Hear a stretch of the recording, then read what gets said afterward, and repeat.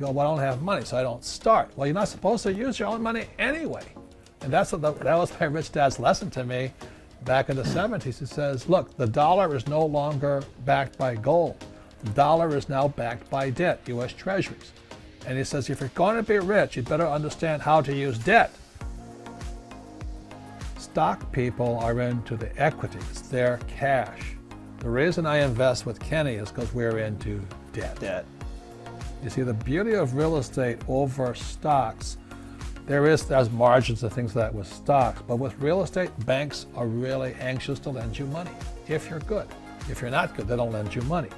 So again, it goes back to when somebody says, I don't have money, it's because you don't have education. Stuff like this and this and this. You go, well, I don't have money, so I don't start. Well, you're not supposed to use your own money anyway. And that was my rich dad's lesson to me back in the 70s. He says, look, the dollar is no longer backed by gold. The dollar is now backed by debt, U.S. Treasuries. And he says, if you're going to be rich, you'd better understand how to use debt. Meanwhile, the other people, all the financial people, save, and put your money in the mutual funds. Would you do that? No, as a matter of fact, if you think about it, the whole system is designed to use bank financing. I mean, all these people that are working so hard are actually putting all their money into the bank. Well, those deposits are a liability. They're an expense to the bank. So if you put money in the bank, it's an expense to the bank because they have to pay you interest. So they have to lend it. Yeah, so let me draw a diagram here. It's the process. Those of you who read Rich Dad, Poor Dad, there's income statement and balance sheet. So when you put your savings over here to the bank, it's their liability because they got to pay interest on it. Right. So what they want to do is move this over here. Right, and that's what they do. And so this is where Ken shows up and says, thank you very much. It's the same thing with a life insurance company or a pension or even a 401k. That money gets invested. So whatever, that's why these financial planners say save, save, save. You know why? Because they want your savings.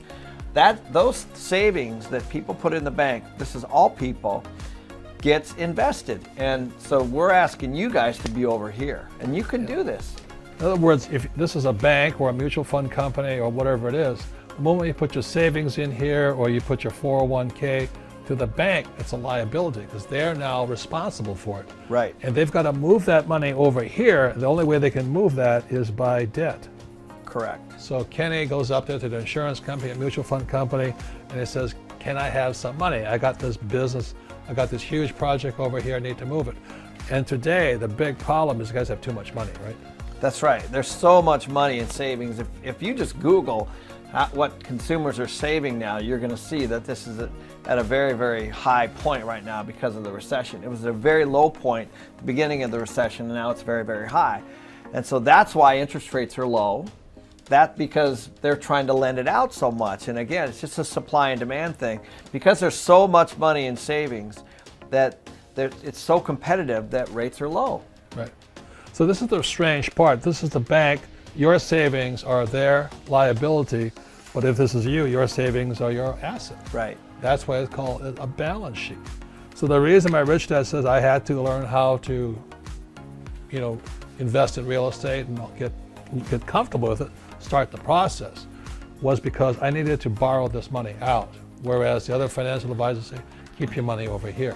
To me, this is really stupid, especially since he's printing, what, 75 billion well, that's the a month? thing. I mean, why would you save money right now? You should be using that money and putting it into investments that hedge inflation. Yeah.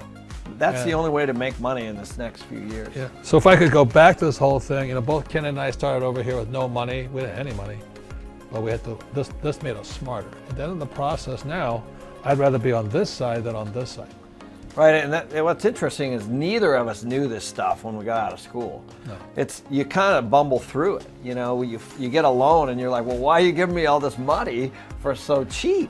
Well, it's because they need to lend it out. So different institutions have lots of money, and their job is to place it.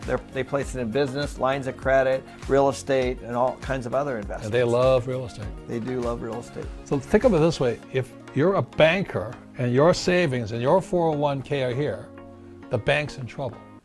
Right. Because they've got to pay you interest on it. Right. And they don't want to pay you interest. So let's say they're paying you 1%, they're going to lend it out at 5%. Right. That's how money is made. That's how they make money. And that is the game of money. So really, that's why I took this course back in 1973, went through the process, looking at the 100 houses. I had my rich dad as my coach. I'd go in and talk, because I show him this deal. He'd laugh at me. He goes, "What the hell are you doing?" You know, da, da, da. But if I wasn't doing anything, he couldn't help me, right? Right. And you had the same thing. You had your guys who ran your company telling you what to look at, right? That's exactly right. I mean, you have to have something. That's why I like the very first seminar you did, where you had to go do 100 deals, because you learned a lot. Oh. And so when you went back to talk to him, you had all this knowledge and had all this real knowledge of things that you could actually get into and discuss. Yeah, but if it's only textbook, I learned nothing. Right. If I don't make any mistakes, I learn nothing. And then the real lesson here is the rich don't use their money. If you understand that, all those big buildings over there, it's not anybody's money, but people who have 401ks, people have money in the bank, people have insurance. Would you say that's true?